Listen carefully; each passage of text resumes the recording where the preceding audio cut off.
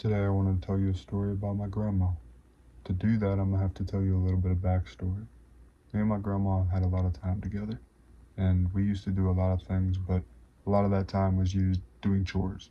We would do the laundry, we would sweep the floor, we would, technically cooking's a chore, right? We would do the things that you need to do to live. Now, it's not like we did chores every night. A lot of the nights we just sat up and watched TV. We'd be playing stuff like 500 Rummy was her favorite card game. I usually had the Xbox out, but we switched back and forth. She liked watching me play Minecraft, but Call of Duty was a little bit too much turning. um, she smoked Winston Light 100s and drank Milwaukee's Best Light. My grandma knew that I like stuffed animals, so she gave me the Steelers bear up here. That's why he's hanging out. And yeah, that was me and my grandma. I started hanging out with my grandma again a lot at about 16 when I was learning to drive. She actually couldn't drive anymore, so she needed someone to help her, and I had my license, so I was getting really good at just driving 25 because grandma didn't like going over the speed limit. So basically, my habits are from whenever grandma was in the car, and I still drive like a grandma. I think to this day, I've done most of my driving with grandma. So we'd be cruising around the town, getting her Milwaukee's Best Light and Winston 100s at about 25 on the back roads, doing our laundry and taking care of the chores business. She'd get her hair done, I'd go to the comic shop, stuff like that. That was our routine. But something broke our routine. There was this one night, my grandma was a night owl, so we were doing most of these things after 10 o'clock. She would stay up all night, pretty much till 4 a.m., and I would try to stay up with her, which it's fitting because it is 4 a.m. right now. This is around when grandma would be turning in, going to sleep. What I wanted to talk about today was one of the times when we went to the laundromat. This would have been around 11 o'clock. It was a 24-hour laundromat. I know it was 11 o'clock because normally we would go to the beer distributor at the time. It's, all the chores. We would do the laundromat and the beer distributor and then go back, switch over the laundry, hang out for a little bit, finish it up. Yeah, tonight, couldn't go to the beer distributor. We had to go down to Sheets because the beer distributor closes at 11. So 11 o'clock, we're doing laundry. We head down Sheets. It's a little bit farther. It's out the way. If you don't know what a Sheets is, I gotta give you the backstory for that. Around, I don't know if they're in Ohio, Pittsburgh area, Pennsylvania, all that shit. We got Sheets, which is this gas station where they're open 24/7. Me and my grandma make it down to the Sheets, and at this time I am not 21, so I cannot get the beer for her. She has to walk in with me, but she can't pick up the case of beer, so I have to get it for her. So we walk in together. I go into the cooler. I pick up her case because I know what it is. She's right next to me the whole time. We both walk up to the counter. Guess what the guy says? ID. Yeah, no big deal. Grandma gets out her ID. I'm standing there. ID for both of you. No, I'm sorry. This is for my grandma. I still need your ID. I'm not drinking it. It's for my This is actually my grandma. Like, she's not some stranger I picked up outside. You could see the camera. She drove in with me. Like, doesn't matter. This is a store policy. You brought the beer up, so we need both of your IDs.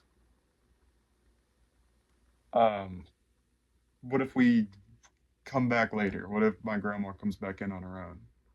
Doesn't matter. I saw you tonight together, so now she can't buy beer here. All right. All right, cool. Deny me and my grandmother. She just wants her addiction anyway. It's not good for her. We turn around. My grandma's pissed. I'm honestly pissed too. We go back to do the rest of our laundry, and I'm still thinking about it like 2 years later. Yeah, store policies that are bullshit just to protect us. I cannot get over it because things like that, that's not the first time that happened to me. I want you to picture this. At the time, I'm not 21, but I was over 18. My grandma used to have me run into those stores to pick up cigarettes for her. It was right when I turned 18, like 2 months after I turned 18, and then I think December, they raised the limit so it turned 21 to get cigarettes. I didn't even smoke, but I went to get my grandma cigarettes and I couldn't do it anymore because of the limit being raised. My dad used to get sent down to the store with a note so he could pick up cigarettes, and like my grandma and me show up. You can see it's my grandmother. You know, that lady is not about to buy beer for a stranger on the street. And you might not be like, oh, you don't know her personally, but come on, man. Can we not have a little bit of common sense and human decency in the middle of these situations? The camera did not scan my grandmother and make that man unable to sell us beer. It was literally just because he had to follow store policy. Can't lose your job. And I want to respect that, but what I can't respect is the logic was my grandma was supposed to go up to a store employee and get them to get the beer first when she has me, an able bodied, over 18-year-old, to do it. I, it's just illogical. And like I said, I'm still thinking about it years later. I'm up at a time when my grandma was up thinking about her, and man, I think she'd still be upset about it too. So I wanted to share it with you. I really hope you got something out of this, at least a laugh. I don't know. I kind of like sneaking a takeaway into my videos, so for this one, I want to say do chores for your loved ones. Take care of business, whatever it be. Taking out the trash, just doing their laundry, like folding it when it's in there. That's the type of thing you can pick up and really feel proud of because that's time on this planet that they won't get back. Like, think about it like this. My friend's grandma, not mine. I would go over to the house. She'd always say hi to me. She'd always be nice, and she'd let us eat the food that she got in the fridge. So, in return, I'd do the dishes.